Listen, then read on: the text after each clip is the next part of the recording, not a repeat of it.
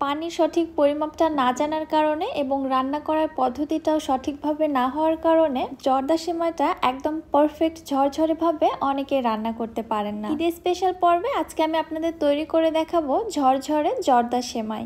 আসসালামু আলাইকুম everyone, welcome back to my channel. ঈদের দিনে তো সেমাই ছাড়া ঈদটা ইনকমপ্লিট লাগে, আর ঈদের একটি জনপ্রিয় সেমাই হচ্ছে জর্দা সেমাই। ঈদের দিনে পারফেক্টলি কিভাবে এই সেমাইটা রান্না করবেন চলুন রেসিপিটি দেখে আসি। বিসমিল্লাহ। এখানে আমি 1 প্যাকেট চিকন সেমাই অথবা ভার্মিচেলি সেমাই নিয়েছি। আজকে আমি পুরোটা সেমাই রান্না করব। এখানে টোটালি 200 গ্রাম আছে। আমি পুরোটা সেমাই রান্না করছি, আর আপনারা যদি হাফ করে রান্না করতে চান তাহলে সব উপকরণগুলোই হাফ করে নেবেন। ফার্স্টে আমি সেমাইটাকে ভেঙে প্যাকেটের মধ্যে ছোট ছোট টুকরো করে নিলাম, এতে করে সেমাইটা রান্না করতে সুবিধা হবে। আমি সেমাইটাকে ভেঙে একদম ছোট ছোট গুঁড়ো করে ফেলিনি, কিছুটা কিন্তু লম্বা রেখেছি। সেমাইটা একেবারে গুঁড়ো করে না ভেঙে এরকম একটু লম্বা রাখার চেষ্টা করবেন, তাহলে সেমাইটা রান্নার পরে দেখতে ভালো লাগবে। এবার আমি চলে যাচ্ছি চুলাতে সেমাইটা রান্না করার জন্য। এখানে আমি প্যানে নিয়ে নিচ্ছি 3 টেবিল চামচ ঘি। সেমাইটা রান্নার ক্ষেত্রে ঘি ব্যবহার করতে হবে, অথবা আপনারা বাটারও ব্যবহার করতে পারেন, তবে তেলটা অ্যাভয়েড করতে হবে।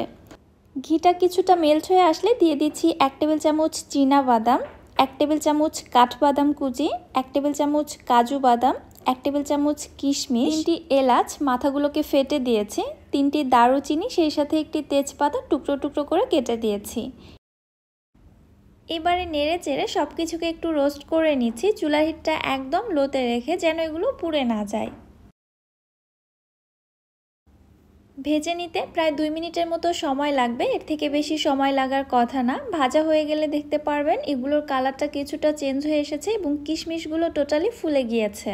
ঠিক এ পর্যায়ে এর মধ্যে দিয়ে দিচ্ছি আমি ভেঙে রাখা সেমাইগুলো। এবারে নেড়ে চেড়ে সেমাইগুলোকে ভালো করে ভেজে নিতে হবে। আচ্ছা, সেমাইটা যদি খুব ভালোভাবে ঝরঝরে করতে চান তাহলে কিন্তু এই স্টেপটা মোস্ট ইম্পর্ট্যান্ট। আপনি সেমাইটা যত ভালো ভেজে নিতে পারবেন আপনার জর্দা সেমাইটা তত বেশি ঝুরঝুরে হবে। একটু সময় নিয়ে চুলা হিটটাকে একদম লোতে রেখে সেমাইগুলোকে উল্টে পাল্টে ভেজে নিতে হবে, সেমাইয়ের কালারটা চেঞ্জ হয়ে আসা পর্যন্ত, আবার যেন পুড়ে না যায়।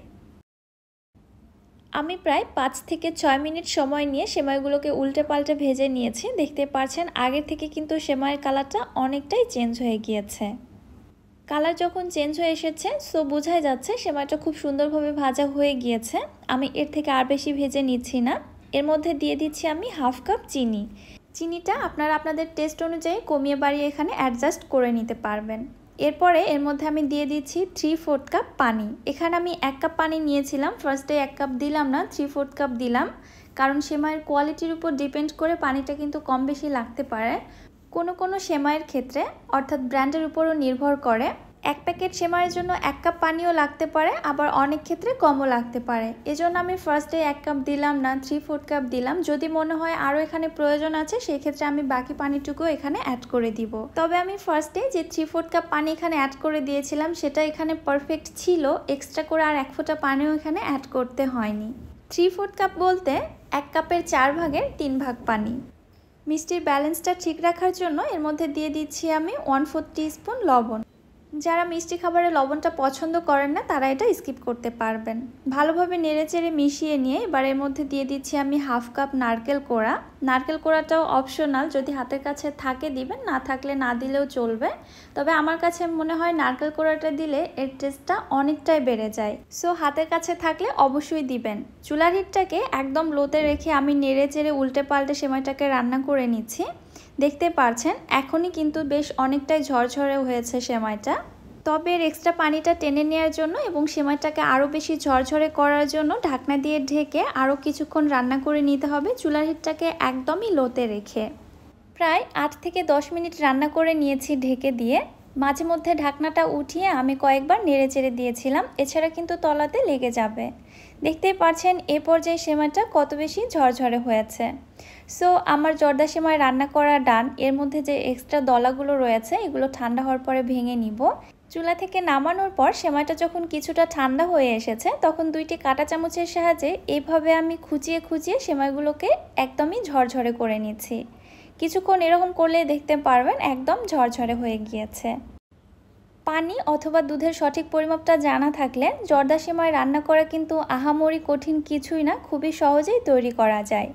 অনেকেই এই জর্দা সেমাই রান্না করাটাকে অনেক বেশি কঠিন মনে করে, ঝরঝরে হতে চায় না। তবে আমার এই রেসিপিটি ফলো করে একবার তৈরি করে দেখতে পারেন, সেমাইটা খেতে এত বেশি পারফেক্ট হবে আপনি নিজেই নিজের প্রশংসা করবেন। এই তো দেখুন সেমাইটা কত বেশি পারফেক্ট ঝরঝরে হয়েছে। এবার আমি সেমাইটাকে সার্ভ করে নিচ্ছি। আমাকে হয়তো এক্সট্রা করে আর কিছু বলতেই হবে না, সেমাইয়ের টেক্সচারটা দেখে আশা করছি আপনারা বুঝতে পারছেন সেমাইটা কত বেশি পারফেক্ট ঝরঝরে হয়েছে। আর সেমাইটা কিন্তু একটুও শক্ত নেই বা কাঁচাও নেই, এটা একদমই নরম তুলতুলে হয়ে গেছে, মুখে দিলে মনে হবে অমৃত খাচ্ছি। সো এবারে ঈদে একদমই এই জর্দা সেমাই রান্না করাটা কোনোভাবেই মিস করা যাবে না।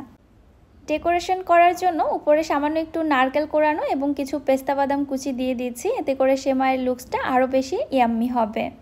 আশা করছি রেসিপিটি আপনাদের কাছে ভালো লেগেছে। রেসিপি কেমন লাগলো অবশ্যই আমাকে কমেন্ট করে জানাতে ভুলবেন না।